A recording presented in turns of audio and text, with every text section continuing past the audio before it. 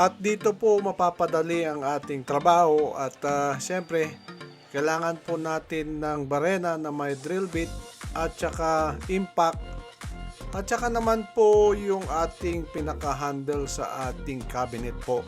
Yan po ang mga kailangan natin. At syempre po, bago po ang lahat, ako muna ay magpapasalamat sa mga bago nating mga subscribers. At syempre sa mga nanonood ng ating video. At huwag nyo rin kalimutang i-likes at mag-subscribe.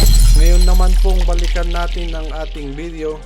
Meron po itong kasamang ruler na stainless steel at ang kanyang kalagitnaan ay 0.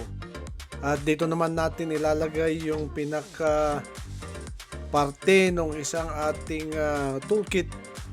At wag lang natin kalimutan na luwagan muna yung higpitan sa ibabaw. At syempre ito po ay tatapat natin doon sa guhit, doon po sa mismong gitna. At higpitan po natin yung dalawang higpitan sa ibabaw nito. At makikita po natin na yung 1 inch sa kaliwa at 1 inch sa kanan ay yun po ang pinaka-indicator ng left and right. At katulad po ng sinabi ko kanina na yung pinaka-gitna nito ay 0. At isunod naman po natin ilagay yung isang parte ng toolkit. Dito muna natin sa kanan ilalagay. At hayaan lang munang maluwag yung tornilyo sa ibabaw.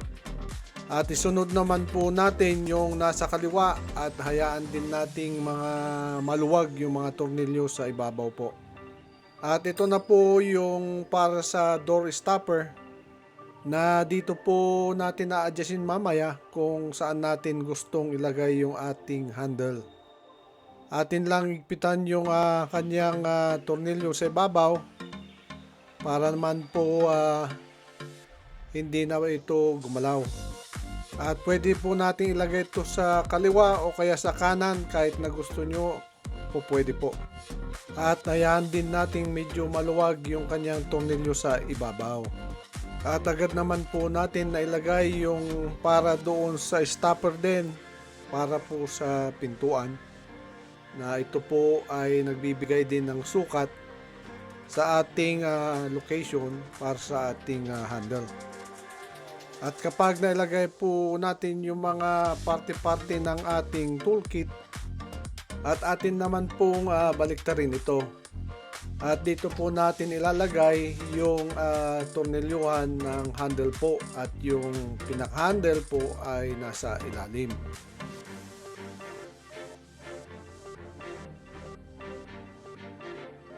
At syempre po yung ating tornilyo po ay hand tight lang po.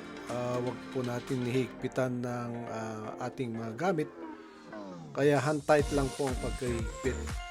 Hindi rin na masyadong mahigpit. Yung tama lang po para habang makukuha natin yung sukat, ito po ay gagalaw. At ganun din po ang gagawin natin sa kabila.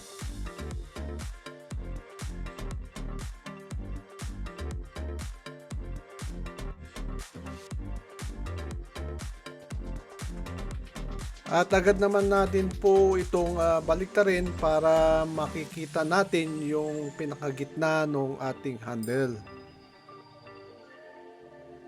Atin namang igigitna yung ating handle ng pamamagitan ng numero doon sa bawat kabilaan, yung kaliwat kanan.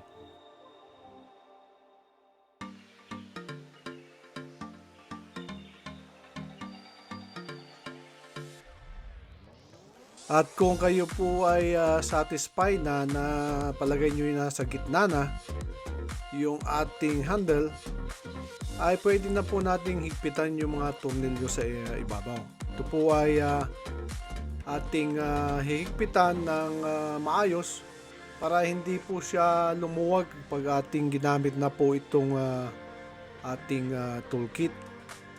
At makikita nga natin yung ating ruler na meron po siyang inches at meron din siyang millimeter po para kahit na pinakamaliit na adjustan, pwede po nating ma-adjust.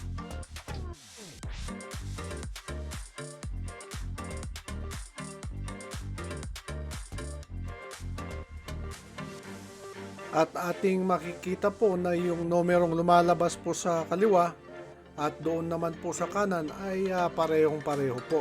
At kung hindi naman pareho, pwede naman po nating adjustin yan. At pwede po na natin naalisin yung ating handle doon po sa ating toolkit.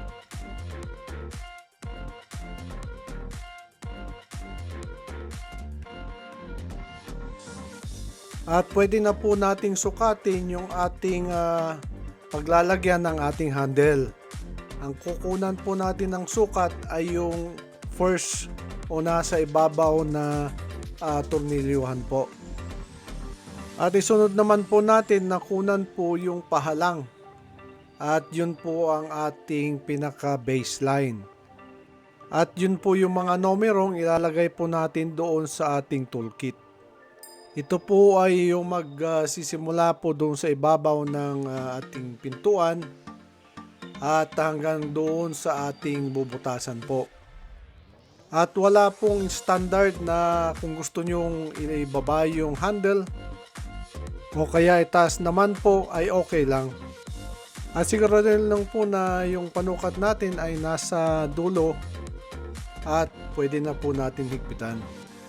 At isunod naman po natin yung pahalang na sinukat natin po kanina. Ito po ay magsisimula po doon sa side ng pintuan hanggang doon sa unang tornilyo pa rin. At ganun din po dito kung ano pong gusto nyong sukat o kung saan yung gusto ilagay yung ating handle. Kung mas malalim ba o kaya medyo nasa tagiliran ng konti doon sa pintuan ay okay rin po. Pero kung ano pong mas magandang tignan ay doon po natin ilalagay. At yung nakuha po nating sukat kanina ay 1 and 1/8 po at yun po ang ating ilalagay dito sa ating toolkit.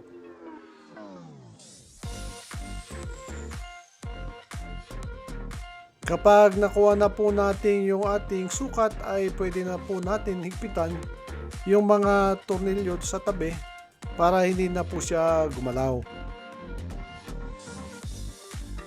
At kung makikita nyo nga po na itong tatlo pong ito ay pare-pareho po ng sukat. At dito naman po natin napapakita kung paano po natin gagamitin yung ating toolkit.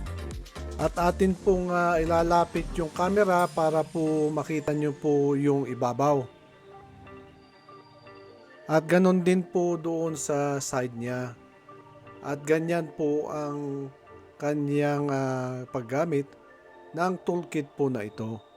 At atin pong tatandaan po lamang na yun pong dalawa po lamang ang ating bubutasan. At pwede naman po natin gamitin ito doon sa kabilang pintuan na wala na po tayong ina-adjust. At ganun din po ang gagawin natin. Kailangan lang pong nakalapat doon sa taas at saka po doon sa side.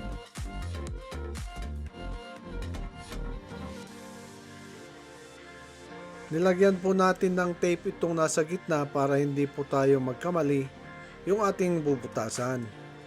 At atin naman pong ginagamitan ito ng clamp, isa po doon sa itaas at isa naman po doon sa ibaba.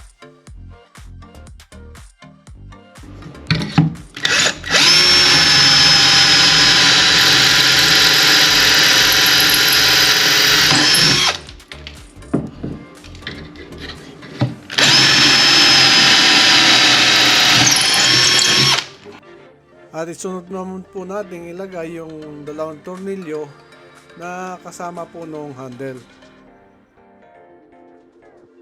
At atin naman higpitan lang nito ng ating impact ng tama po lamang. Hanggang dito na lamang po ang ating video na ito. At sana wag niyo pong kalimutan na i-share. At syempre yung mga hindi pa po nag-subscribe ay subscribe na po. At syempre po doon sa mga lahat na nag-comment ay salamat po. At saka yung mga nag-email po ay yung mga kanilang pinapagawang senaryo. Isusunod na po natin yan. Medyo busy lang po. At syempre Hintay-hintay lang po ng konti.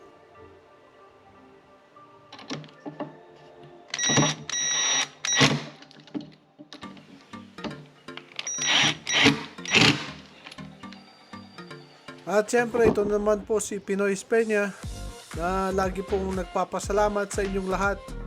Marami pong salamat.